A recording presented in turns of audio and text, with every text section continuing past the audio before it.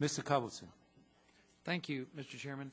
Following up on Ms. Wasserman-Schultz's question, and she's absolutely right, all of us we're deeply concerned about the proliferation of child pornography, exploitation of children on the Internet. But the District Court of Appeals for the D.C. Circuit, the Supreme Court, in this most recent decision from the D.C. Circuit, you don't have ancillary jurisdiction to regulate in areas that are not absolutely specifically authorized by the statute. I saw you were the General Counsel to the FCC from 1994 to 97, and when you tell us blithely and broadly that you're going to go work on the foundation, you don't have the statutory authority to do what you're attempting to do. You got a unanimous decision from the D.C. Court of Appeals. You have 10 years of precedent from the FCC in decisions and from the U.S. Supreme Court that you do not have the authority or jurisdiction to do what you are attempting to do.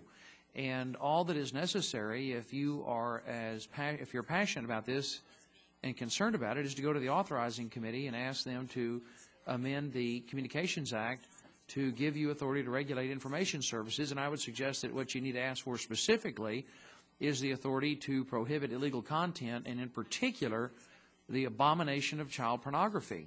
And anybody that traffics in it, promotes it, allows it to be transmitted, ought to be boiled in oil. And you guys ought to be able to have authority to regulate that. And I'm confident the authorizers would do so. But you will encounter strenuous opposition from all of us in any broader effort to regulate lawful content on the Internet. You don't have the authority to do what you're attempting to do you? Well, where in any court decision and where in the statute, you were the General Counsel from 94 to 97, tell me specifically in what court decision and where in the statute does it explicitly give you the jurisdiction to do what you're attempting to do? It's not there, is it? Well, where? With respect, I believe that the proposals that have been laid out, actually by the different stakeholders in this, there are many who agree that there are different ways under the statute to pursue broadband, and a lot of the debate is which is the best way. So we'd be happy to provide a fuller legal...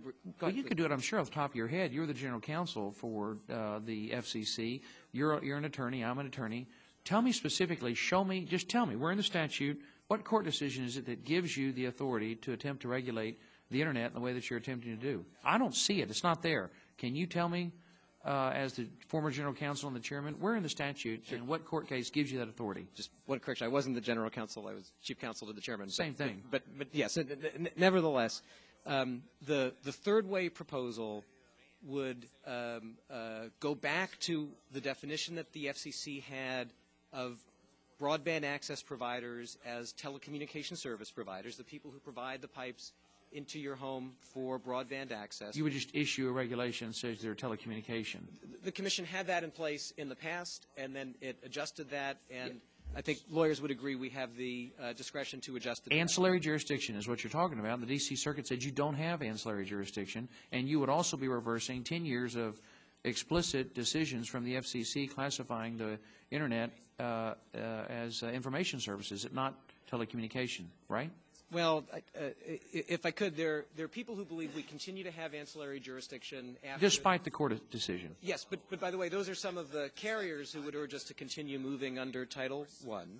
With respect to whether the classification of broadband access can be changed, there are many, many lawyers. Our General Counsel currently at the agency believes that it is well within Supreme Court decisions and circuit decisions to adjust that classification. Forgive me, my chairman's and he's correct with the 5-minute rule, and I will have follow-up. Harry Truman used to say he always wanted to meet a one-armed economist, so they couldn't say on the one hand and then on the other hand. There are always lawyers that can tell you that no matter, despite this mountain of Supreme Court decisions and this most recent explicit Court of Appeals decision, that you do not have ancillary jurisdiction. And despite all these decisions from the FCC over the last 10 years that you don't have the jurisdiction or authority to regulate the Internet, we're just going to do it anyway, is what you're telling me. No, sir, that's not what I'm telling you. I'd be happy to discuss it further. We're not going to regulate the Internet. Let me just ask you again, where in the law, what statute specifically gives you this authority, and what court case gives you this authority explicitly? When you've got a unanimous opinion from the D.C. Circuit that says you do not have, quote, untrammeled freedom to regulate activities over which the statute fails to confer you that authority. You don't have the authority. All you need to do is go to the authorizing committee. Go to Mr. Waxman. As Ms. Wasserman-Schultz suggests, child pornography is vile. I mean, you ought to go in and just ask for authority to regulate illegal activity. You'd get it. Ask for the authority. You don't have it in statute. You don't have it under court cases. Do you? Tell me the case. With respect, I believe we have authority. Where? Under Title II. Many people believe we have authority under Title I. Okay, tell me the provision. Title II applies in what part of the statute? Various. I've got it right here. Where? Sections 201, Section 202. Many provisions 201 and 202. Hold on. apply to telecommunications carriers. I'll do it in my follow-up. 201 and 202. Where else? In general, Title II applies to telecommunications. In general. Providers. But telecommunication is not information services. That's my point. The D.C. Circuit said the Internet is information services. You're given authority to regulate telecommunications, right? You're an attorney. Come on. Yes, I'd be happy to continue this. Don't dodge.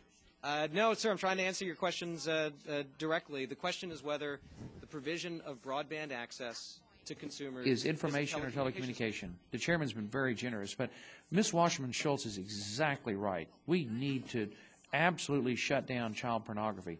Go to the authorizers. You don't have the authority to do what you're attempting to do. Just go to the. Why don't you go to the authorizers? Will you? I understand your point. We're in discussions with our authorizers. Thank you, Mr. Chairman. You've been very gracious. Thank you, sir. Thanks for the indulgence. Were you a prosecutor? I just feel as strongly as we all do, and my good friend Debbie Wasserman-Schultz is right about this. I mean, these people ought to be boiled in oil, and it's inexcusable that this vile material is allowed to be broadcast. And we can find them and roast them. She's right. Toast them up. Aren't you on my side?